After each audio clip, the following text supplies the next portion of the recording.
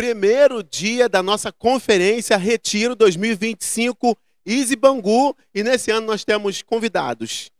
Easy Niterói Fonseca, Easy Imbarier. E que atmosfera da reunião na parte da manhã. Pastor Richard Cias foi nosso convidado especial para trazer uma mensagem maravilhosa. Sabe aquele texto clássico que você já leu, já viu várias vezes, mas quando começa a ser debulhado, você tem a sensação de que é a primeira vez? Aconteceu isso aqui. E olha que ele falou de um personagem sensacional, Davi. Então, pastor Richard Cias, seja muito bem-vindo mais uma vez a esse nosso bate-papo curto, mas muito proveitoso. Gente, tudo bom? Mais uma vez é um prazer estar aqui com o pessoal da Easy Bangu, também Easy Niterói, pastor Nilson, meu amigo, Reinaldo, aí, parceiro de longas datas. E eu estava comentando, inclusive, que ao chegar, nós paramos ali para ainda ligar ali o computador e eles estavam cantando exatamente enche-me, enche-me, enche-me. E a palavra era exatamente sobre a pessoa do Espírito Santo. Deus não é nada improvisado. O Espírito Santo ele vai conduzindo tudo de acordo com como ele apraz, né? Isso é sensacional.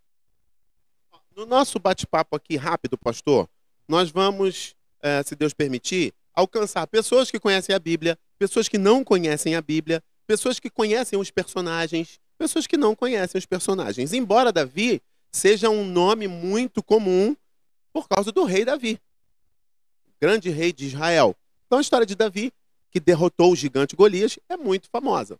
E na mensagem de hoje, o Senhor falou que depois que Davi foi ungido, ele nunca mais foi o mesmo. Trazendo para o nosso contexto aqui de hoje, eu quero fazer uma pergunta para o senhor, que é o seguinte. Muitas pessoas, às vezes, no dia a dia, na vida comum, elas acabam tendo êxito, tendo sucesso.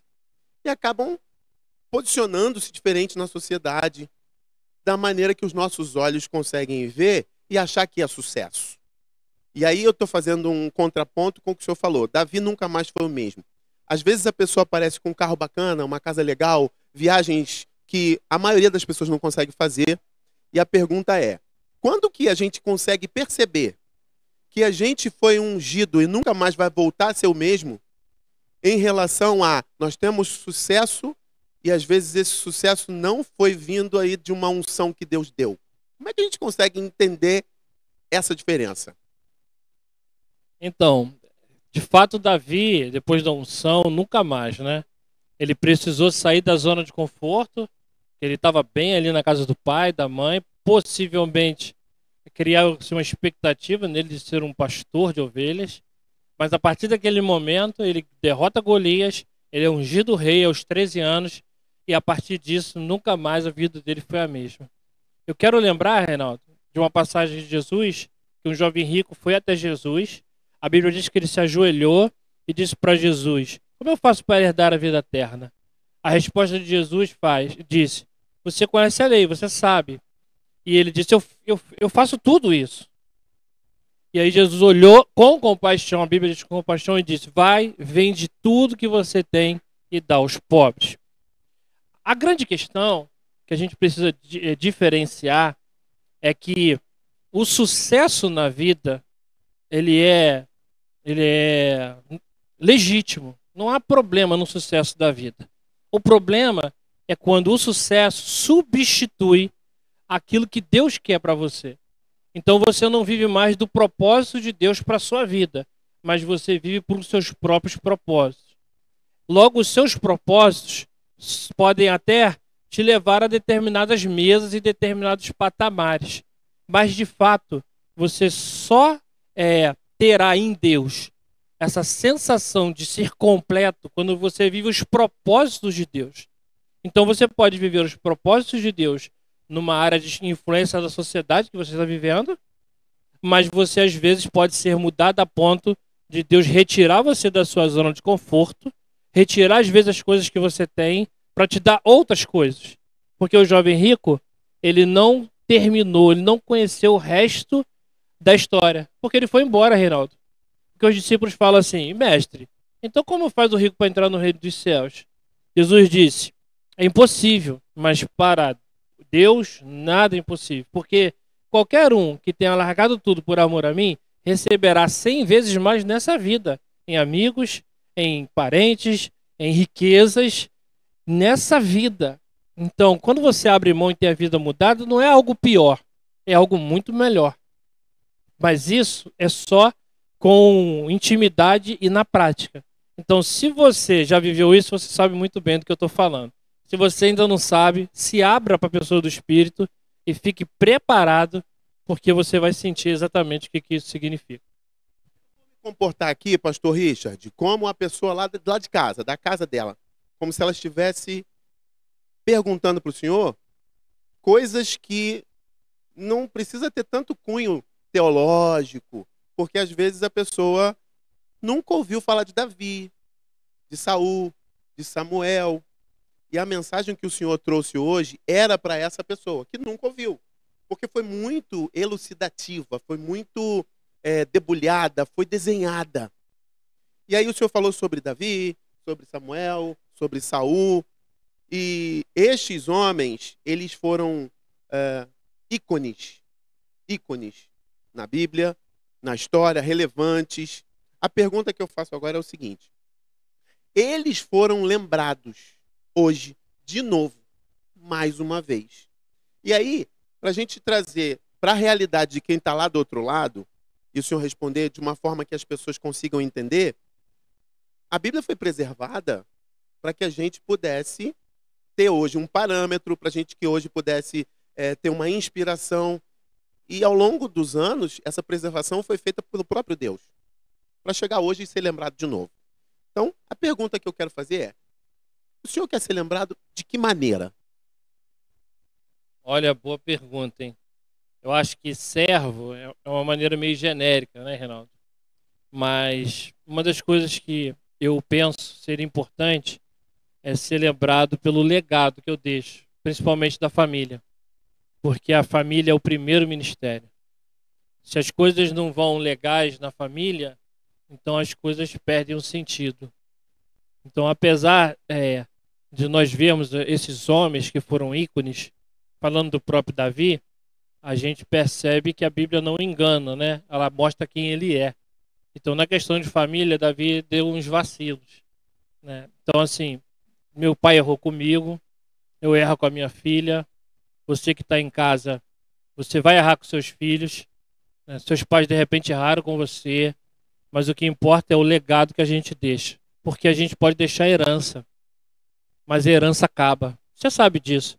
Quantas fortunas foram perdidas pelos filhos, mas o legado dele não se perde, o legado dele fica, porque a herança que você deixa legado que você deixa nas pessoas.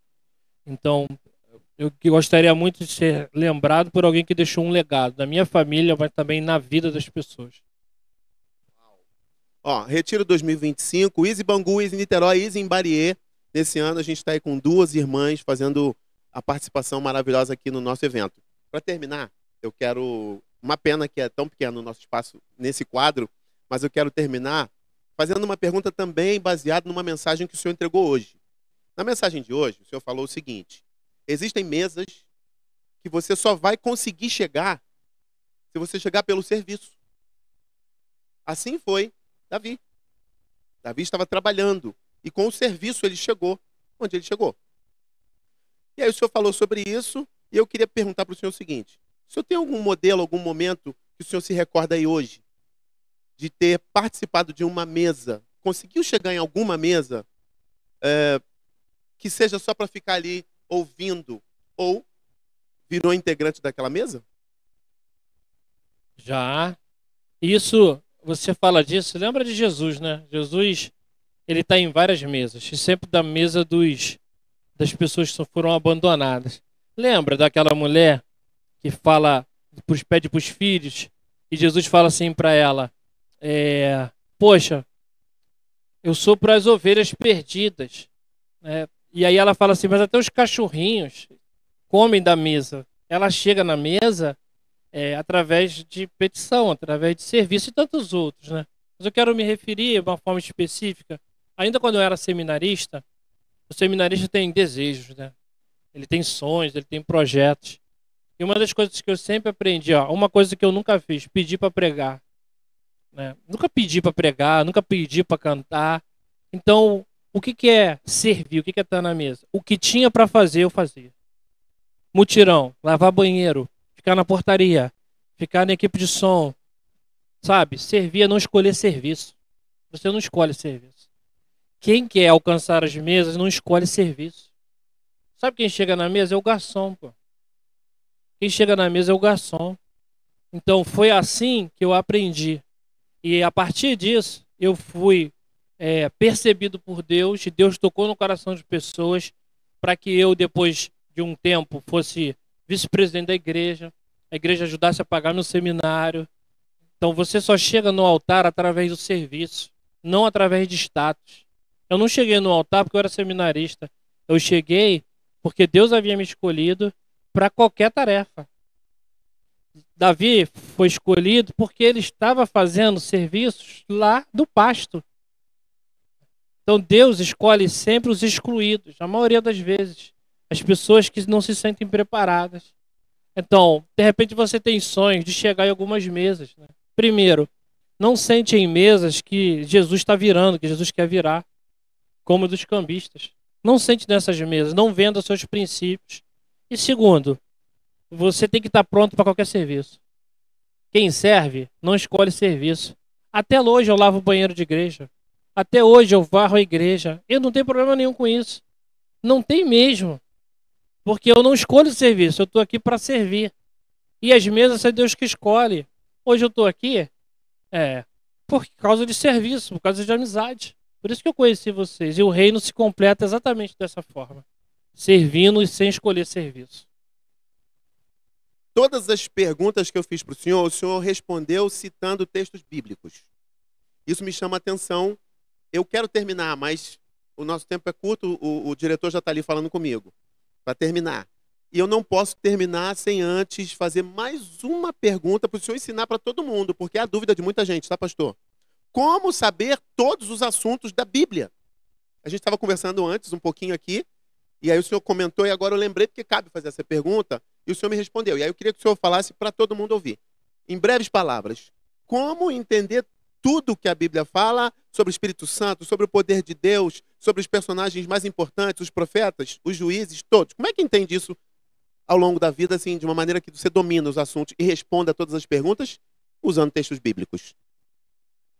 Então, usando o texto bíblico, 2 Timóteo diz assim: procura apresentar-se a Deus, aprovado como obreiro que não tem do que se envergonhar e maneja bem a palavra. O que você tem que fazer? Leia assuntos.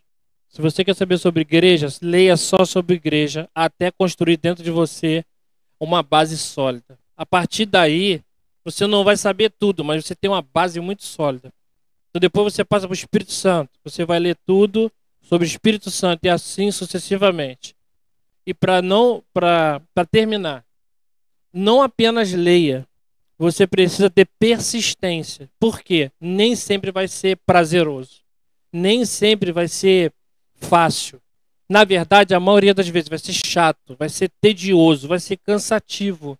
Você não vai querer continuar, mas o que faz adquirir o conhecimento é através da persistência. Persistência em assuntos específicos. A partir disso, você vai criando fundamentos para entender como um todo, porque os assuntos vão se interligar depois. Essa é uma chave muito boa. Tem assunto para continuar aqui até amanhã, tá, gente? Mas vamos terminar por aqui, que meu diretor vai cortar a minha cabeça. Não sei nem se eu faço a próxima entrevista, porque ele já está ali para mim, ó. Gente, muito obrigado. Retiro 2025, Easy Bangu. Convidados, Easy Niterói, Easy Imbariê. Foi bom demais estar com vocês.